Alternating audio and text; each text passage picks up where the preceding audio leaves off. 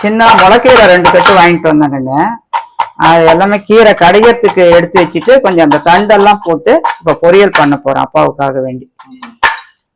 நல்லா டேஸ்டா இருக்கும். சின்ன வெங்காயம் பெரிய வெங்காயம் 2மே கலந்து போடுவேன். இதுக்கு நல்லா இருக்கும் இந்த பொரியலுக்கு. எண்ணெய் ஊத்திக்கிட்டேன். கொஞ்சம் கடுகு உளுத்தம் பருப்பு காஞ்சிருச்சா என்ன? காஞ்ச உடனே போடுங்க.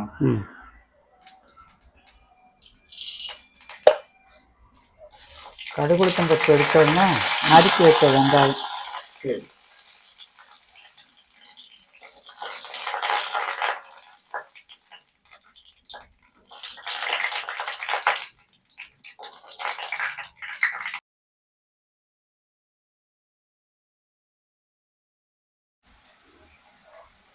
இப்போ நம்ம இந்த தண்டுங்கெல்லாம் போட்டலாம். தண்டில் தான் நல்ல சத்து இதில், இந்த முளைக்கீரையில். அதனால தான் இது வேஸ்ட் பண்ணாமல் அந்த கீரை கடையத்துக்கு எடுத்துக்கிட்டேன். இந்த தண்டெல்லாம் இப்போ கிள்ளிட்டாச்சு. ரொம்ப நல்லாயிருக்கும் இது.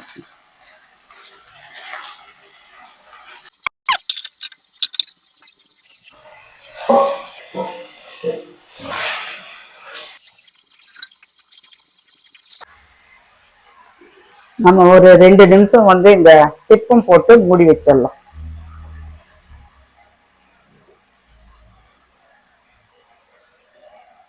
அழகா இருக்கு. எங்க வாங்குனீங்க? அந்த பின்னிட்டு இருக்காங்கல்ல அந்த இதுல, நம்ம அந்த மூங்கில் தட்டெல்லாம், இது எங்க அத்தையெல்லாம் இதுலதான் இது பண்ணுவாங்க. எங்க பாட்டியெல்லாம் கீரை செய்யும் போது இந்த மாதிரி சிப்பம் போட்டுதான் மூடுவாங்க. மூடி போட்டு மூட மாட்டாங்க.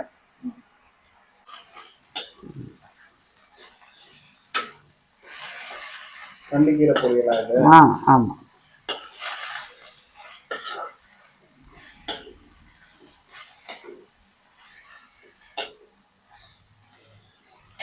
கொஞ்சம் உப்பு போட்டுக்கலாம்.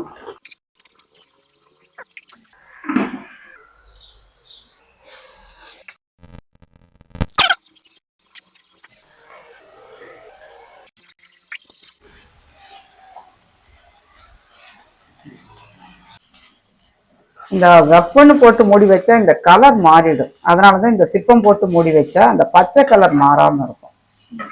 அதனாலதான் இந்த இது போட்டு மூடுறது. ரொம்ப பாயில் ஆகக்கூடாது, அதுக்காக தான். ரொம்ப அப்படியே ஒரு சேஞ்ச் ஆயிடும், ஒரு ப்ரௌனிஷா ஆயிடும் மினரல். அதனாலதான் இந்த மாதிரி சிப்பம் போட்டு மூடுவாங்க.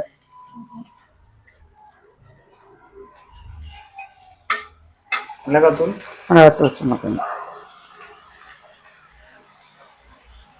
கொஞ்சமா போட்டா போதும்.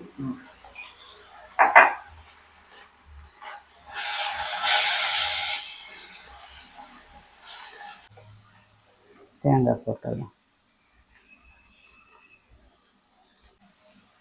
தண்டிக்கீரை பொரியல் ரெடி ஆயிடுச்சுப்பா.